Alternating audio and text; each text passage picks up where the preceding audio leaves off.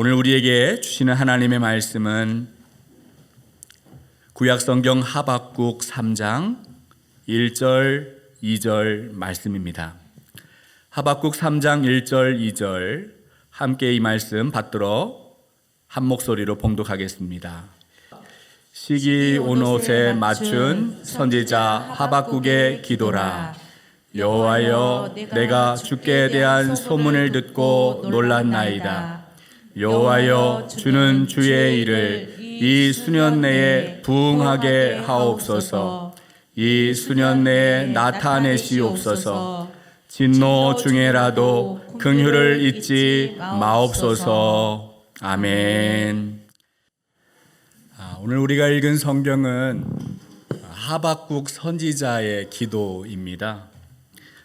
선지자는 우리에게 참된 기도가 무엇인가, 우리가 하나님 앞에서 어떤 태도와 자세를 가지고 기도해야 하는가를 잘 알려주고 있습니다. 인생에서 어려운 일을 만나고 위험한 일을 당할 때, 또 삶이 위태롭고 불안할 때마다 우리는 하나님을 찾습니다. 하나님 앞에 나아가서 간절히 부르짖고 기도를 합니다. 때로는 하나님 앞에서 엎드려 기도하면서도 마음이 답답할 때가 있습니다. 하나님, 왜 나에게 이런 아픔을, 이런 시련을, 왜 나에게 이런 고통을 주십니까? 왜 하나님은 나의 인생에 적극적으로 간섭하지 않으십니까? 왜 하나님 빨리 오셔서 나를 돕지 않으십니까? 지금 하나님은 어디에 계십니까? 무엇을 하십니까? 악인들은 이렇게 세상에서 잘 나가고 성공하고 번영하는데 왜 하나님 믿는 나는, 우리 성도는 이런 고난을 당합니까? 신앙생활하면서 우리는 하나님에 대한 수많은 의문과 하나님께 대한 답답함을 호소합니다. 선지자는 우리가 이렇게 답답할 때 기도를 어떻게 해야 하는가, 우리가 그 순간에 어떤 기도를 해야 하는가를 알려주고 있는데요. 왜냐하면 이 하박국 선지자도 우리와 똑같은 물음을 가지고, 의문을 가지고 하나님 앞에 답답함을 호소했던 선지자였기 때문입니다. 하박국은 기원전 7세기에 남유다에서 활동했던 예언자였습니다. 당시 남유다는 매우 혼란스럽고 불안했어요. 북이스라엘은 먼저 아수르에 의해 점령을 당했습니다. 이제 남유다가 그 아수르에게 조공바치면서 어렵게 그렇게 버티고 있었는데요. 근데 아수르가 힘이 점점 빠지더니 새로운 강대국 바벨론이 나타납니다. 이 바벨론이 주변의 나라들을 짓밟고 잔인하게 죽이고 괴롭히고 있었고, 이제는 남유다도 바벨론에게 언제 나라를 빼앗길지 모르는 위태위태한 상황에 있었어요. 그런데 여러분, 이 남유다의 현실은 너무나도 비참했습니다. 그렇게 나라가 어려우면 국민들이 하나가 되고 백성들이 하나님 앞에 엎드려 기도해야 하는데 그렇지 않았어요. 온갖 불법과 폭력이 난무했습니다. 기득권을 가지고 있는 지도자들이 부정부패를 일삼았어요. 자기의 이익을 먼저 챙기고 욕심 채우는 일에 정신이 팔려 있었습니다. 반면에 사회적인 약자들은 어떻습니까?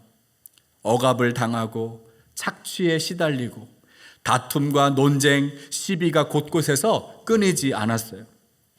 율법을 가르치는, 하나님 말씀을 바르게 전달하는 이 제사장들이 먼저 부패했기 때문에 하나님의 말씀이 백성들에게 전달되지 않았습니다. 하나님의 정의, 하나님의 공의가 실종되었습니다. 사라졌습니다. 선지자는 이 끔찍한 현실을 바라보면서 탄식하고 있어요. 하나님께 부르짖습니다. 하나님, 남유다의 이 황폐함을 보십시오. 언제까지 이런 죄악을, 이런 패역함을 내가 눈으로 지켜봐야 합니까? 이 땅에 하나님의 정의가 사라졌습니다. 오히려 악인들이 의인들을 둘러싸고 짓밟고 괴롭히고 있습니다. 내가 하나님께 도와달라고 이렇게 부르짖는데 왜 하나님은 말씀하지 않으십니까? 하나님 언제까지 침묵하실 것입니까? 이것이 하박국 1장에 나오는 선지자의 기도예요. 우리 하박국 1장 2절부터 4절을 한번 읽어보겠습니다. 하박국 1장 2절부터 4절 함께 읽겠습니다. 여호와여 내가 부르짖어도 주께서 듣지 아니하시니 어느 때까지리이까. 내가 강포로 말미암아 외쳐도 주께서 구원하지 아니하시나이다. 어찌하여 내게 죄악을 보게 하시며 패역을 눈으로 보게 하시나이까. 겁탈과 강포가 내 앞에 있고 변론과 분쟁이 일어난나이다. 이러므로 율법이 해이하고 정의가 전혀 시행되지 못하오니 이는 악인이 의인을 에워쌌으므로 정의가 굽게 행하여짐이니이다. 선지자가 이렇게 하나님 앞에 간절하게 부르짖어도 하나님이 응답하시지 않으니까 너무나도 힘들었습니다. 하나님의 침묵 앞에 선지자는 낙심합니다. 그는 하나님의 뜻을 이해할 수가 없었어요. 왜 하나님이 이렇게 하실까? 그러던 중에 하나님의 응답을 받습니다. 유명한 말씀, 하박국 2장 4절에 있는 말씀이에요. 의인은 믿음으로 말미암아 살리라. 의인은 믿음으로 말미암아 살리라. 이 하나님의 말씀을 들은 다음부터 하박국의 태도가 완전히 바뀌었습니다. 하나님 앞에 기도하는 그의 기도의 내용이 달라졌어요. 오늘 선지자의 기도를 보면 세 가지 특징이 있습니다. 첫 번째는 겸손함이에요. 먼저 선지자는 하나님 앞에 겸손해졌습니다. 그의 기도를 한번 보십시오. 우리 하박국 3장 2절을 한번 다시 읽어봅니다. 3장 2절 함께 읽겠습니다. 여호와여 내가 주께 대한 소문을 듣고 놀랐나이다. 여호와여 주는 주의 일을 이 수년 내에 부응하게 하옵소서. 이 수년 내에 나타내시옵소서. 진노 중에라도 긍휼을 잊지 마옵소서. 아멘. 여러분, 우리가 앞에서 살펴본 것처럼 하박국 1장에 나오는 선지자의 기도는 어떠했어요? 탄식과 항의, 절규, 그 아픔을 하나님 앞에 고백하는 거예요. 하나님, 왜 나의 기도를 듣지 않으십니까? 왜 응답하지 않으십니까? 언제까지 이 땅의 죄악을 지켜봐야 합니까? 악인은 이렇게 둘러싸고 의인을 괴롭히고 있습니다. 하나님의 정의가 작동되지 않습니다. 하나님의 공의는 사라졌습니다. 그는 이렇게 탄식하고 절규했어요. 하나님 앞에 강력하게 저항하고 따졌습니다. 그런데 오늘 하박국 3장에 나오는 기도는 더 이상 하나님 앞에 따지지 않아요. 하나님 하신 말씀에 의문을 품지 않습니다. 하나님의 심판을 되돌이켜달라고 호소하지 않습니다. 우리 민족을 구원해달라고 요청하지도 않아요. 오히려 선지자는 하나님이 행하시는 일은 전적으로 옳습니다. 하나님이 옳으십니다. 이것을 고백하고 있는 거예요. 이스라엘의 죄를 시인하고 그 죄에 대하여 징계하시고 심판하시는 하나님의 그 뜻, 하나님의 결정을 온전히 선지자가 받아들이고 있습니다. 여러분, 이 하박국 선지자가 기도가 달라진 이유가 무엇일까요? 선지자의 태도가 하나님 앞에서 이렇게 완전히 바뀌게 된 이유가 무엇이겠습니까? 선지자의 기도가 변화될 수 있었던 결정적인 이유는 그가 신앙의 초점을 자기 자신, 주변의 환경이 아니라 하나님께로 맞추었기 때문입니다.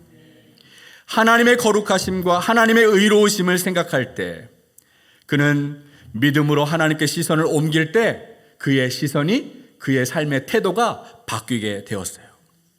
지금까지 하박국은 이스라엘의 죄악을 주목했습니다. 그들의 패역함을 보았고 다툼과 분쟁을 바라보았습니다. 말씀에 순종하지 않고 하나님 앞에 패역하는 그들의 이 이스라엘 백성들을 바라보면서 그는 실망했어요. 하나님의 정의, 하나님의 공의가 작동되지 않고 실종되어 버린 타락한 현실 앞에 그는 낙심했습니다. 더구나 지금 바벨론이 남유다를 삼키려고 하고 있는데 위협받고 있는 이 상황에서 마음이 너무나도 불안했어요. 걱정과 근심, 염려와 두려움이 이 선지자의 마음을 사로잡았습니다. 그런데 선지자가 지금 눈앞에 펼쳐져 있는 그런 불안한 현실, 암담한 현실, 낙담할 수밖에 없는 그런 현실을 뛰어넘어서 눈을 들어 하나님을 바라보았을 때 하나님의 관점으로 세상을 새롭게 바라보기 시작하고 있습니다.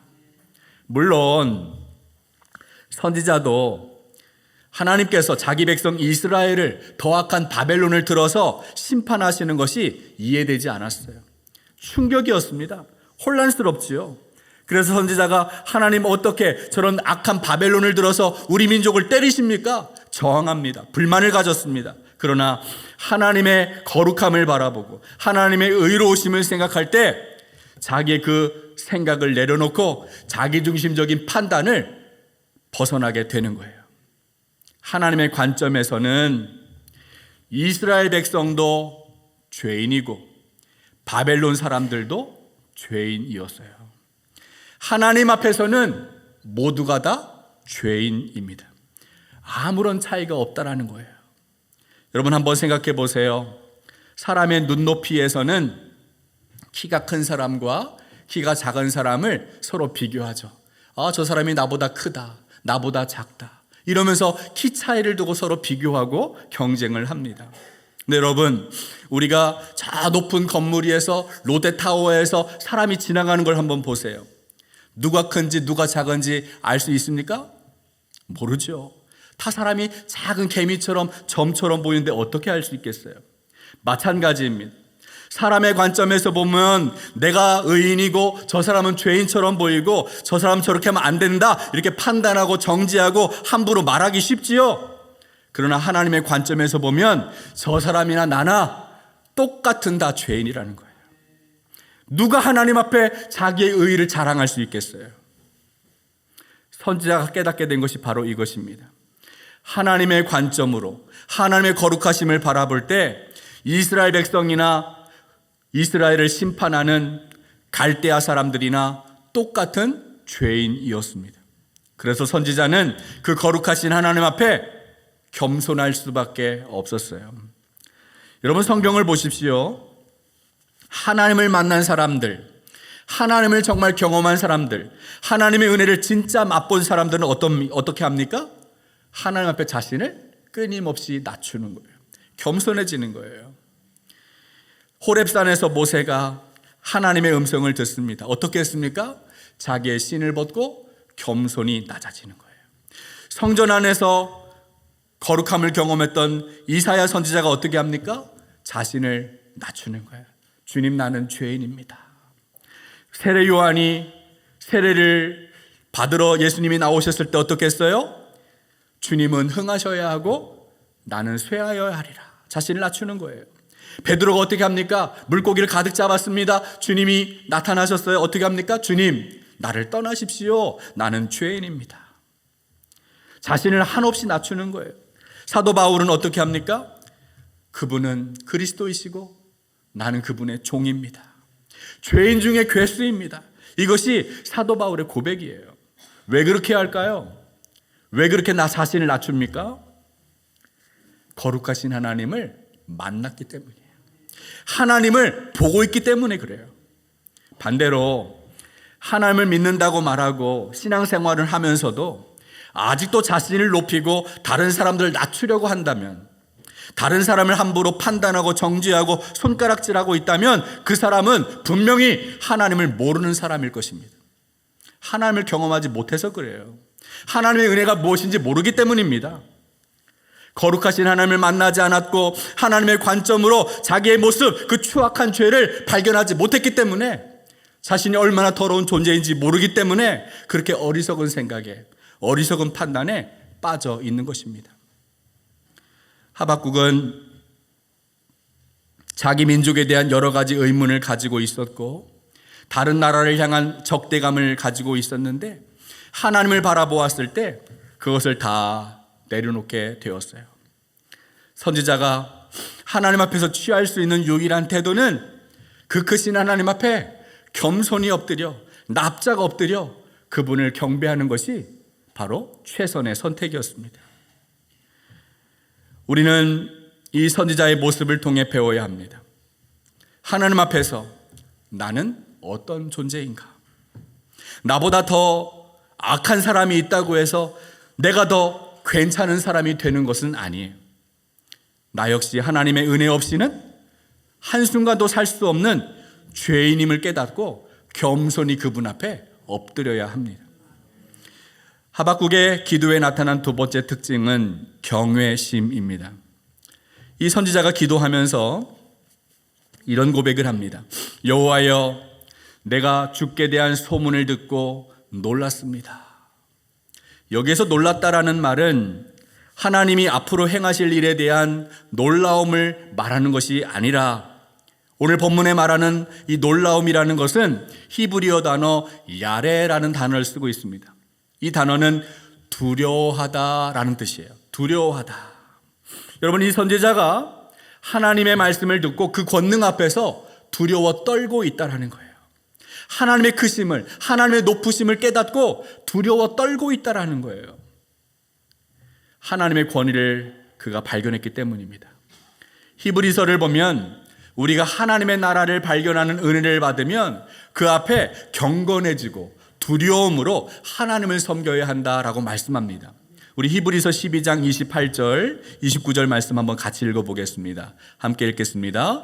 그러므로 우리가 흔들리지 않는 나라를 받았은즉 은혜를 받자 이로 말미암아 경건함과 두려움으로 하나님을 기쁘시게 섬길지니 우리 하나님은 소멸하는 불이심이라. 아멘. 여러분, 우리는 예수 그리스도를 믿고 그 믿음으로 말미암아 의롭다함을 얻었어요.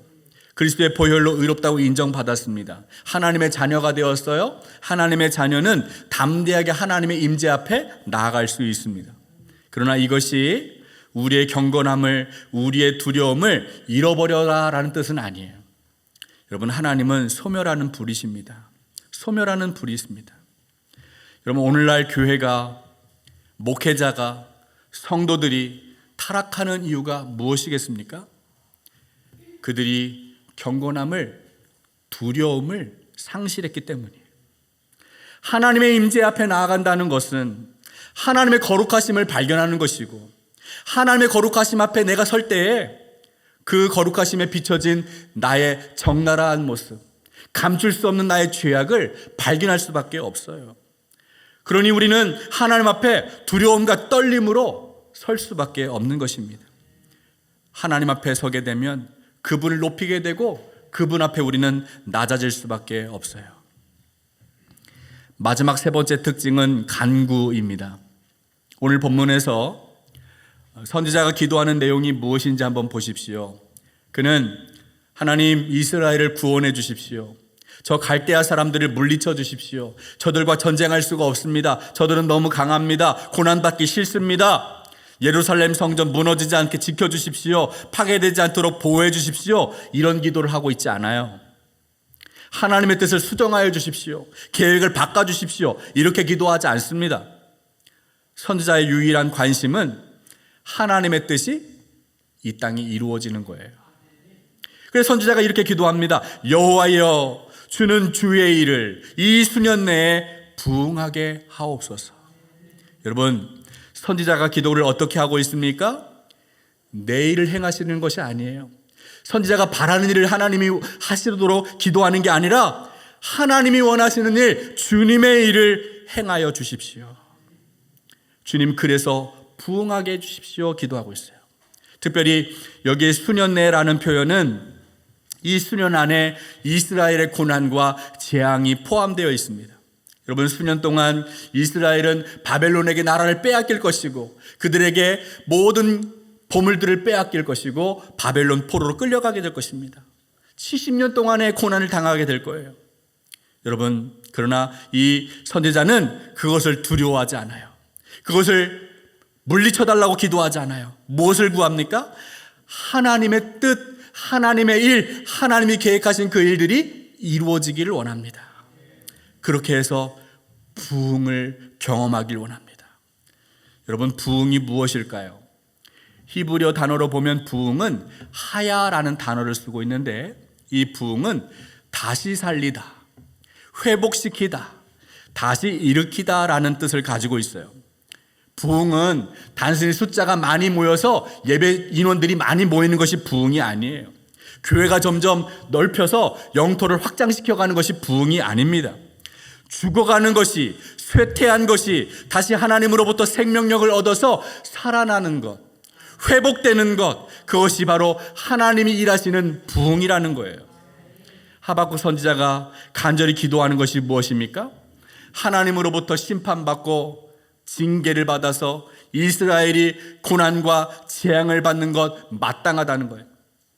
그러나 하나님께서 진노 중에라도 심판 가운데서라도 하나님 긍휼을 잊지 않으시기를 원합니다. 기도하고 있어요.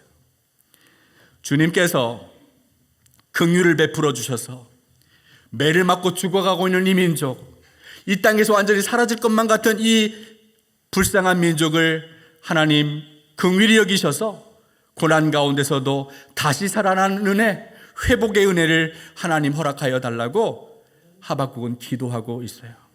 그래서 그는 진노 중에라도 긍휼을 잊지 마옵소서 기도합니다.